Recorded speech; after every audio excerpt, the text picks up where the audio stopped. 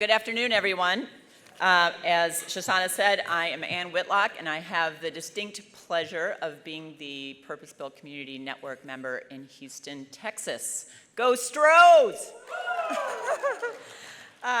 Today, our community is, our particular flavor of Purpose-Built Community is that we are in a neighborhood called Gulfton, and it's almost entirely either new immigrant or refugee. And we are also in a very urban environment. We have over 18,000 people per square mile. So it's very densely populated. And we have the extra challenge of knitting together people who come from all walks of life, all religions, all cultures, and all languages. So we are particularly excited, I'm particularly excited to be able to welcome our speaker today because he is a very well-known figure in the Latino community, and I'm always kind of trying to nudge Purpose-Built to bring more Latino leaders. So I'm delighted to have him here with us today. He is a true Latino champion who uses his faith, his decency, and intellect to create opportunity and access. And from our short conversation yesterday, I came away with a sense that his quiet demeanor belies a deep-seated passion for helping Latino families and individuals live in peace and dignity through the twin forces of educational opportunity and business development. And as a third-generation Phoenician, that's what they call people in Phoenix, I just learned that, he has been a leader for many years in civil rights and community development and has gained the respect of colleagues and leaders from all walks of life. And another fun fact I learned, I believe he gave the eulogy at Senator McCain's funeral, so he's beloved in Arizona. 20 years ago, Mr. Espinoza founded the Raza Development Fund and serves as its president and CEO. Through his quiet, dedicated leadership, he has created one of the highest performing CDFIs in the country. The Raza Fund has become the largest Latino CDFI loan fund in the nation, with over $375 million in assets under management.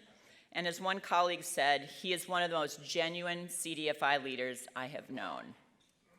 Under his guidance, RDF has raised over $600 million in capital and closed over $700 million of community development financing, leveraging over $4 billion in private capital for projects serving low-income minority families nationwide.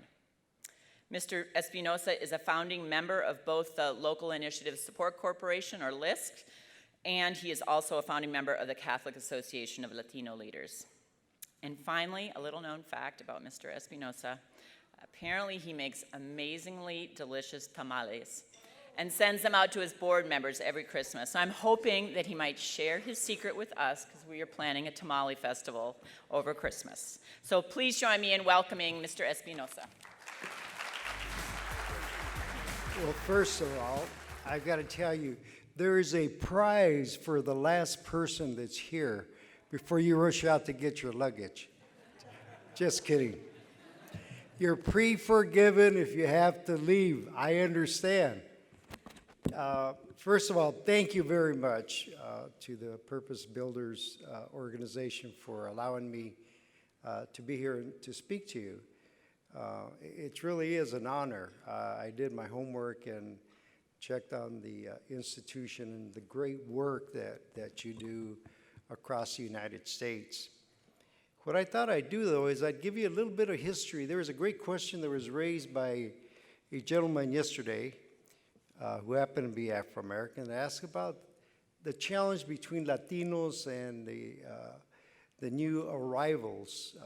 And of course, it always gets down to resources and where priorities are set by foundations and funding groups, which is really a shame that we have to even go down that path. But I thought I'd give you a little history, too, because I figured out you didn't have too many Latinos on your board, didn't see any Latino organizations, so I thought, well, maybe we need a little bit of history on our community, because I think that way at least we set a foundation. So I'm going to take you back on a history class. What is community development? At the end of the day, why do we do the work we do?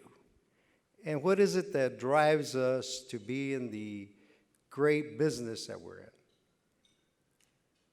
We hold these truths to be self-evident that all men are created equal, that they are endowed with their Creator with certain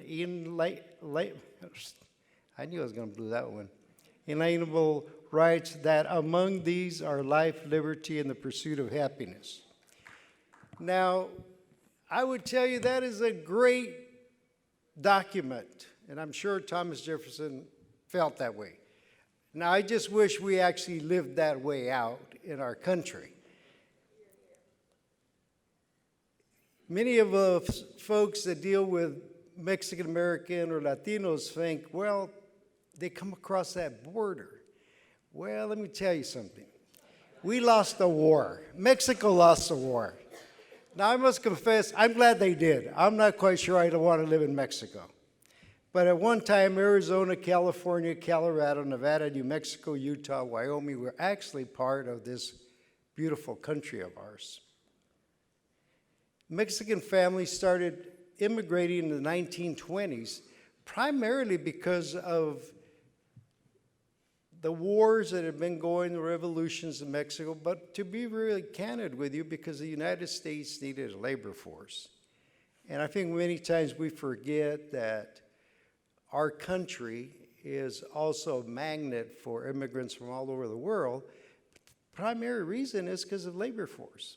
And I'll call it what it is, a cheap labor force that everybody looks for. Trump would be very upset if he knew that this was a border in 1920. And it was probably built by the Mexicans, not the U.S. Trying to hold back those gringos from coming over. But this was the border in 1920. My grandparents and relatives tell me they were flowing back and forth. There were no really folks stopping you at the border and asking a bunch of questions about your citizenship or whether you had a green card or not. My grandparents, Tomas and Isabel, started coming over in the 1920s. My grandfather brought over 4 of his brothers and 2 sisters. Landed in Tucson, but my grandfather decided to come all the way into Phoenix and actually became a sharecropper during that period of time, and also worked on the, that's my family. By the way, I'm the one closest to my grandmother. I was always the best one in the family. The truth is, she held me real close because I was always getting in trouble. But my grandfather worked on Route 66. My dad tells stories that when he used to come home full of tar, you know, from working up on the highway, that Dad would actually wait for him. The shame is my grandfather got run over. They never found out who ran him over, but Dad had to step in. There was only 2 in my dad's family, himself and a sister. Now, the other thing that we forget about immigration is that the Chinese were even here before the Mexicans started coming over, building the railroad tracks. And they've got their own story to share with our community of some of the challenges that they went through during the period of time that they were here. Mexican farm workers to this day are some of the ones that provide our lettuce, grapes, all the goodies that we get to eat, especially in the Southwest, California being one of the largest production of produce probably in the world. But my grandparents also worked in the fields, and my uncles and aunts and so on. Of course, they were also faced with the same thing that the Afro-American community was faced with. My dad says that my grandfather was restaurants he couldn't go into. I actually lived through some of that in my time where there was a certain restaurants where they wouldn't allow us to go eat. And I still remember going to the movie theaters and having to sit in the balcony. Never could figure out why. I thought it was a better shot at the screen, but that's not why we were up on the balcony. Of course, the war started. Dad was taking care of the family, and during the World War II period, if you were the only head of household, you didn't have to go to the war. But Mexican Americans, you got to remember he was born in the U.S., had this drive, this sense of responsibility that if they went to war, they were going to show everybody else that they were as American as everyone was. And therefore, he decided he was going to show his country that he was an American, happened to be Mexican American, and went off to World War II. Became a Marine after they bombed, obviously, Pearl Harbor. Dad ended up getting wounded in Guam.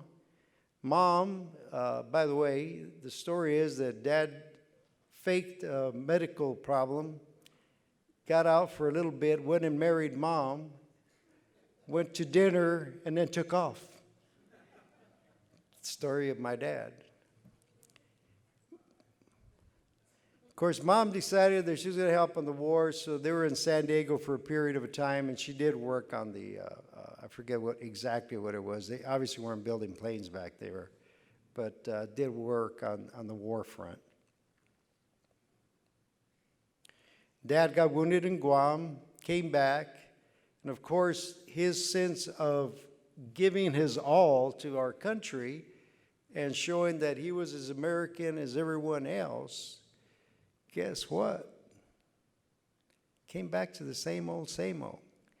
He tells a story that during the war, I mean, whoever was with you, you were brothers. And that's just the way it was. It didn't make any difference what ethnic background it was. When he got back, they had a big party in San Diego. He remembers clearly going to the party thinking, I'm going to run into some of my buddies. Most of them had gotten killed, but there were still a couple that were left. Went into this huge hall.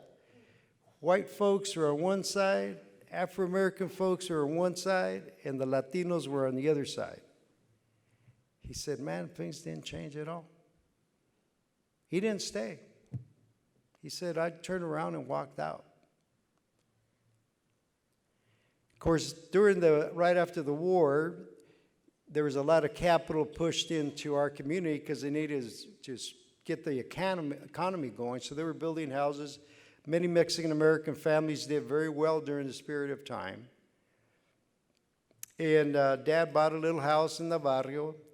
I didn't know we were poor, and to be honest with you, we weren't poor because everybody knew each other in the neighborhood. I remember running back and forth across the street to the Cordovas, taking flour for tortillas or sugar, or Mom sending me over to borrow milk. Those were some beautiful times. Those are the times that we're formed, supposedly in poor communities. I'll tell you what, I would prefer to have that than live in a home where I don't even know who my neighbor is. And that's what we got in our country right now. Well, during this period of time, believe it or not, even within the church, there was discrimination. There was one large church, St. Mary's, which Mexicans helped build, and actually a Mexican family donated the land. Mexicans had to go to Mass in the basement, so they built their own church, Immaculate Heart. And it's a reality check, as a speaker yesterday spoke, that there are things we don't want to talk about that are real, that leave scars, and also leave, to some degree, some fire in people's guts to change things. Well, that's me when I was actually innocent. And my parents would tell you I wasn't that innocent. So we would meet every day. But Dad was a Marine, so you can imagine how he was programmed that at 5 o'clock you were at the dinner table. And if not, shame on you. And I was the oldest, so I took the brunt of being there on time. But during this period of time, my dad would also talk to us about what he was going through. He worked for a utility company in Phoenix, and he had trained a number of Anglos to become foremen, and some of those Anglos had become superintendents. So Dad decided, you know what, I'm going to become a foreman. I remember him sitting at the table saying, you know, I had trained John and Bill, and I think I'm going to go. So he took the first exam, Thought he was going to get in because he had trained most of the folks that were judging him. Well, they didn't give him the promotion. So then a couple of months later, I remember Dad going through it again, saying, I'm going to apply, and talking about it. And then time passed, and Dad didn't bring it up again. So one day, a teenager in high school, I don't know any better, I asked Dad, what happened to the foremanship? He said, I didn't get it. He goes, one of my superintendent friends that I helped told me that they're not going to make a Mexican foreman in this company.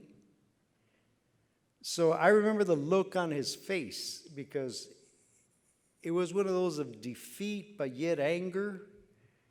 But I know he didn't want to go off, because he was with us, my brothers, 2 brothers, and myself and my mom. But I'll tell you what, I got angry. And I said, you know what, this is wrong. And when I get older, I'm going to form a Chicano organization, or I'm going to be part of the Chicano movement. And of course, Dr. King had already been assassinated, but Dr. King had already formed the movement of the civil rights era. And Cesar Chavez was organizing the farm workers. So it hit me at that moment in time, the anger of what was happening to our community, and of course across the country, which to this day has formed me who I am, a Chicano activist in a suit. Yeah, I know, it's kind of hard to swallow it. I even wonder sometimes. The other thing we don't talk about was the Vietnam War. This was right in the middle of the Vietnam War. We lost more Afro-Americans and Latinos during this period of time than what we like to remember. By the grace of God, I had a baby little girl, which kept me out of the service. And my dad always said, son, I don't want you to go to war, and this is not a war. He says, this is a political agenda on the part of the presidents. During that same period of time, within the Chicano movement, the Southwest Council of La Raza was formed, primarily from a grant from the Ford Foundation, which formed 7 organizations across the country.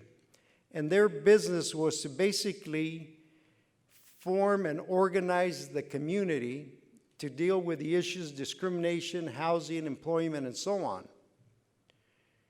This was a period of time that allowed me to enter into what I had always felt was my calling, and that's to be an activist in our community.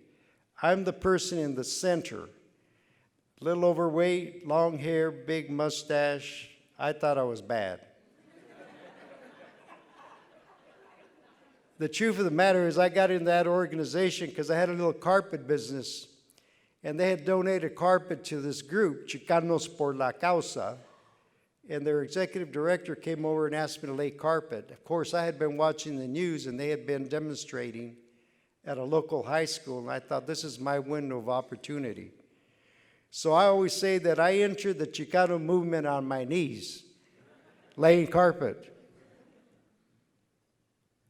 Of course, we were also involved during that period of time with the Afro-American community in Arizona with Dr. Martin Luther King holiday. There was a governor who got elected, and his first act, Governor Meekum, his first act was to do away with Martin Luther King holiday. And of course, we rallied with the Afro-American community, the Asian community, Anglo community, and the Chicano community, and we overturned that eventually. During the period of time that I was at Chicanos por la Causa, one of the things that drove me, obviously, was this anger. But back then, we talked about building our own institutions, building our community up in a way that we didn't have to worry about the other organizations. We didn't care about the banks. We were going to create our own banks. We didn't care about housing. We were going to build our own housing. We decided that within our community, we were going to build our own economic base to run our part of the communities that we lived in. So that drove us quite a bit, and I ran that organization from 1974 through 82. and build it up to be one of the largest community development corporations in the country. And many of the things that Purpose Builders does, we did back then. We organized the community. The board of directors was elected from the community, 51%. The remainder of it was built on business folks that would open the doors for us to raise capital. When I left that organization, it had $20 million of unrestricted capital. We had built homes for the elderly. We had built youth centers. We had done quite a bit.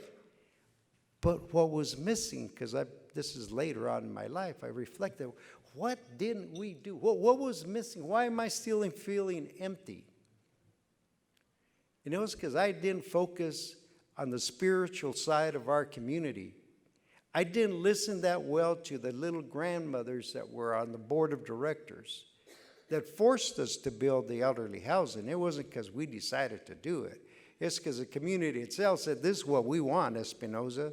If you're so good at what you do, you better go build some apartments for the elderly and handicapped. We want a community center. I was often putting business plans with my MBA staff, and you were young, dumb, and young. You think that's what it's all about. That's not what it's all about. But there was also within our community a very spiritual groundingness in God. And if you're majority of Latinos are Catholics, then you're connected to the Blessed Mother, to the Virgen of Guadalupe. And those things, again, are the ones that form us. Those are the ones that give us a conscience. Those are the things that build within us, that allow us to do the work we do. Because if not, to be very candid with you, community development unto itself, just building buildings, is not what community development is about. During 1986, I went to Medjugorje off to Yugoslavia and found myself spiritually grounded in Christ and spiritually grounded that what was missing my period of Chicanos por la Causa and the period when I was an activist, that I didn't have our Lord at the center of what I was doing, and furthermore, that I didn't take into consideration the love and respect of all the persons that we dealt with in poor communities. So it changed my life. By the way, I got to the point where I told my wife and my kids that I wanted to be a saint. Now, if you come from the Catholic Church, you get what I'm saying, right? They guilt you into making you want to be a saint. Well, my wife now said when she first heard that, she was going to run in the other direction. And sainthood is what the work that you do in your community. That's all it is. It's about caring and loving, especially the poor. If you can get that down, you won't be a saint. Now, if you got the other side all messed up, that's on you. National Council of Raza, 1997. I was running a public relations firm with my wife. We were doing great, making money, going back and forth to Mexico. I was cutting deals with the banks. And Raúl Seguire, a dear friend of mine, called. He says, I want you to come to Washington and help me think through some community development efforts to serve 300 Latino organizations across the country. Well, I took him up on it. I thought it was a contract. Well, he wanted me to go work. And I took him up on it and spent a year going around the country meeting with a variety of different Latino organizations. And what was loud and clear was everybody wanted grants. We need a grant. We need more money.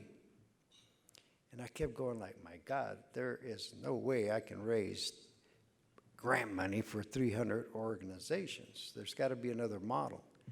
And back to my Chicanos por la Causa era, I remember that one of the greatest things that we learned was to leverage capital, which meant that you had to borrow capital. So one of the things that came out of the period of time that we spent going around the country was we came up with a model called Partnerships of Hope. And Partnerships of Hope basically dictates that you do not parachute into a poor community. And by the way, I'm here to solve your problems. You're here as a servant to go into a community and get the leadership to allow you to participate in some of their challenges on what their needs are, and try to figure out a way to how you can support their efforts. So in Partnerships of Hope became the foundation for what becomes the Hope Fund, which is now Raza Development Fund. One of the persons that became very important in my growth was a gentleman by the name of Walter Davis. He was with Nations Bank. Nations Bank was merging with Bank of America.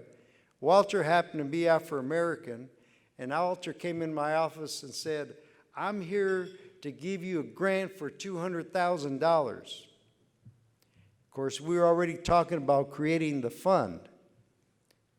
We hadn't even named it yet, but I knew I had to raise a lot of money. And I remember telling Walter, Walter, you don't want to talk to me. You want to talk to the social service people. My department is a business. We got to run a business here. So Walter said, well, talk to me. I said, let's be honest. I said, you're merging. You need the Fed to approve your merger. What cities do you need to go into? So I took his $200,000. He kept giving me cities. I kept putting $200,000 to every city. So I finally got to $1 million. I figured I better stop.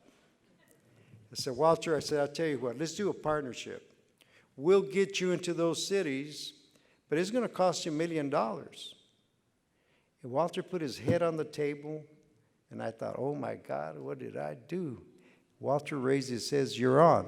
He said, I can write you a check for $500,000 before the end of the year, and then we'll pop another $500,000 right after the first quarter. I said, I'm okay with that, Walter.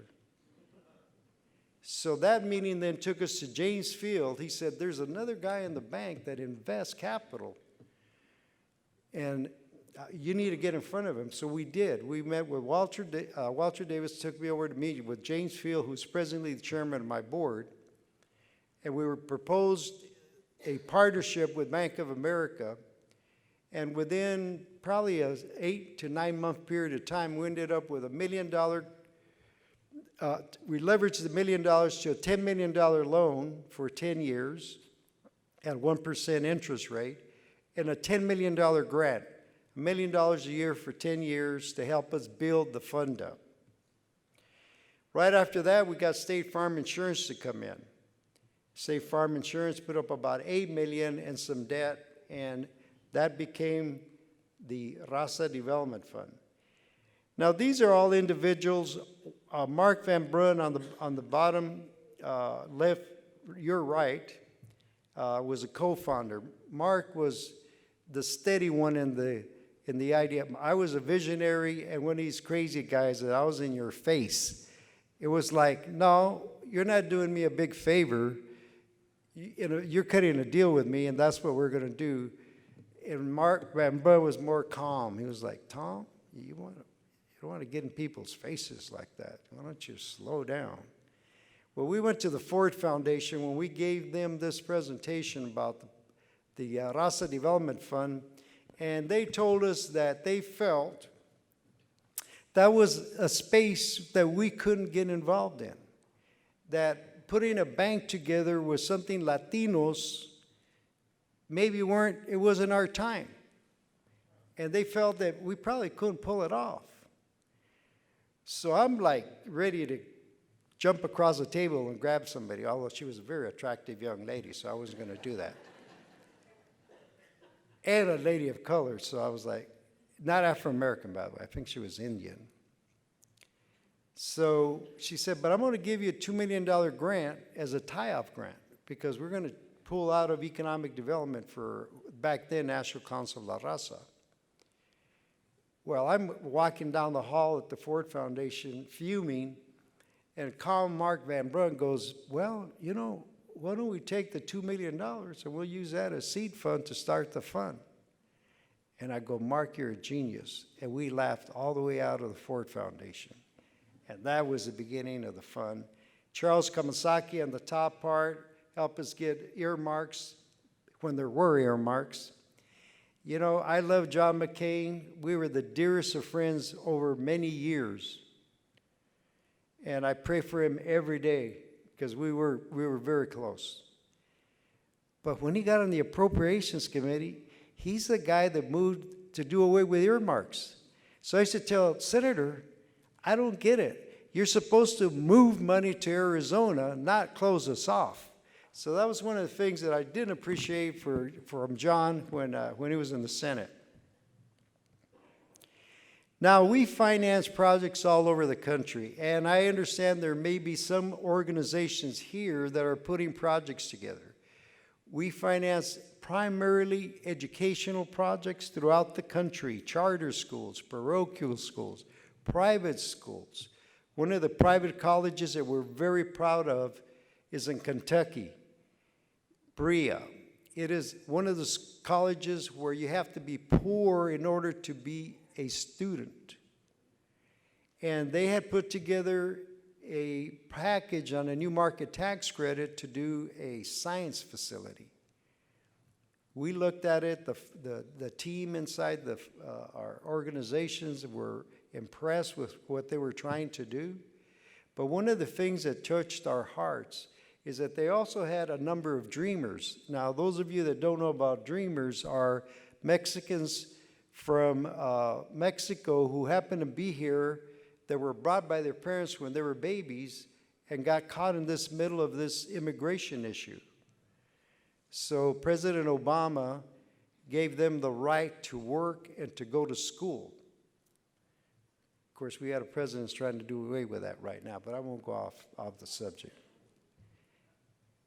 So they had put a group of dreamers together, and they also raised a couple of $1 million as a legal fund in case one of the students got stopped. And we said, you know what, this is the kind of college we need to invest in. So we put, off the top of my head, I think we put about $15 million in new market tax credits and helped them put their project together. And it's a beautiful facility, and they serve a lot of folks.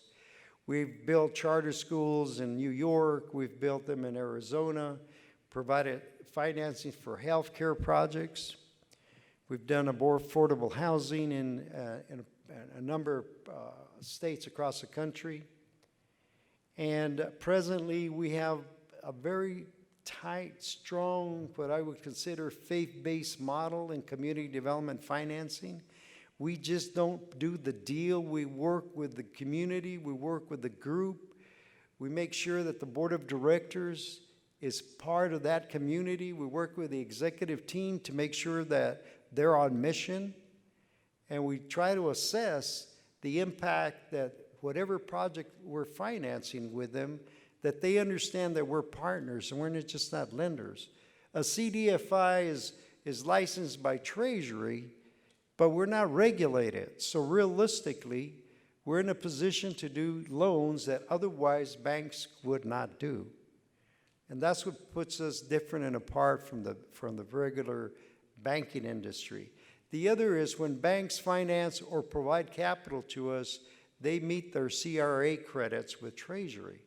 So we're also a vehicle that allows the banks in a good way to invest in poor communities across the country through us.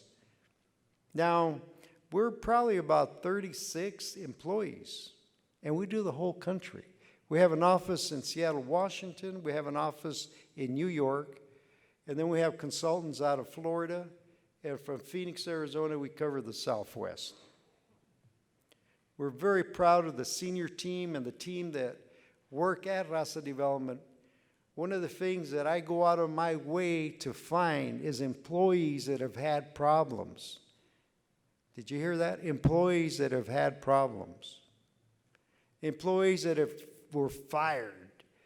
People that have gone through bankruptcies.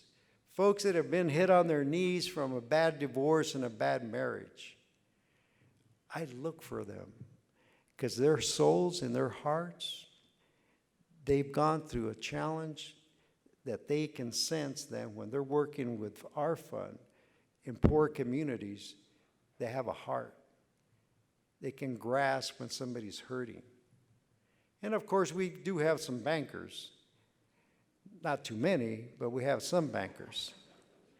I love bankers, I really do. When they write checks. No, I'm just kidding. I know there's some bankers. Actually, one of my board members is out here, Kim. Well, I can't see her. Now, you would say, well, if you work in poor communities and in fact you are focused on serving and making loans that the banks wouldn't make, that you probably are not doing very well financially. Well, guess what? We are rated by Standards & Poor AA minus. Our loss rate in 20 years has been 1%. But we're high touch. We care. We care about the community we serve. And I was pleasantly surprised that the Standards & Poor folks, when they did their assessment of us, they audited our financials, they audited our portfolio, and they actually wrote into their document that we were a faith-based organization.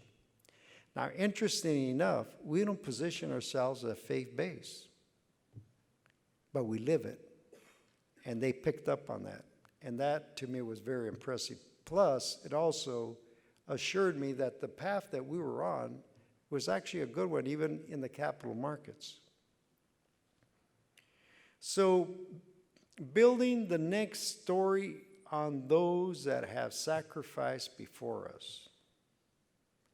I love this reading. It's one that I hold dear to my heart. It's out of Corinthians 13.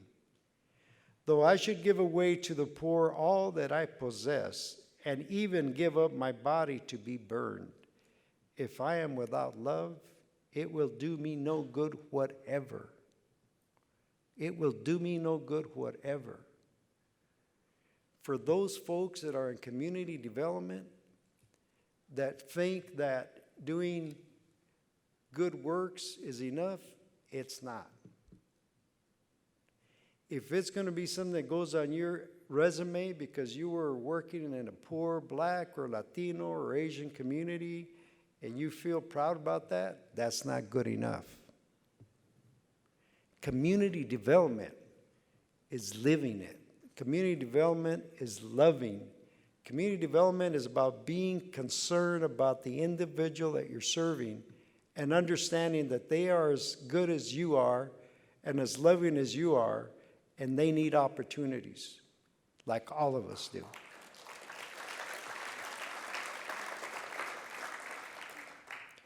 So what is community development? It's not the buildings. It's not how much capital you've raised. It's not how much money you have.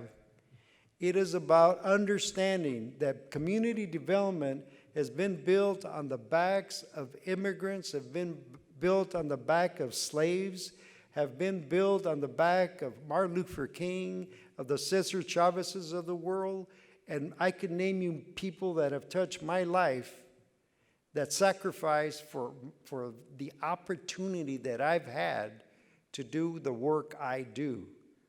So when we think about community development, it truly is about bringing faith, hope, and love to poor communities. If you can get your head around that, and most of you in this audience do, then we can change this country of ours. See, I take ownership of the U.S. of America. With its sins and with all the mistakes it's made, I own this country. I own this country. So if I own it, then it's my responsibility to change it for the best. And right now, we all know that the separation between the poor and the rich has gotten to the point where it is embarrassing. It is embarrassing to drive through the communities that we just drove through in one of the richest countries in the world and know that those things could be resolved if people cared, if people were willing to have faith in that community, bring hope to it, and to love the folks that live in those communities. So I challenge all of you to own this country. Yeah, we've got problems, and that's for sure. And we got some crazy politics. And trust me, I don't even watch news much anymore. If it wasn't that my wife is a news bud, and she was a publisher of a newspaper, so she sees the news every day, it sometimes is just too depressing, especially with all the challenges that we have in our community. So I'm trying to make sure that I give you enough time and give you a breath of what we are about, Raza Development Fund. Hopefully, the little history run I gave you gives you a grasp that not all of us are immigrants, although I respect the immigrants that are here from Latin America trying to figure out a way to raise their families. And many times we forget that it was our country that caused some of their economic distress. And it's time maybe for the young generation in this audience to look at the history of our country and make sure you understand what it is that we are working off of so you can correct those ills and those sins that we carry forward and make this a much better country. So I'm going to stop there and take any questions. I also will pre-forgive you if you get up and leave. I will be heartbroken, but no, I'm just kidding. Seriously. I don't know if there's any questions. If there is, please put your hand up.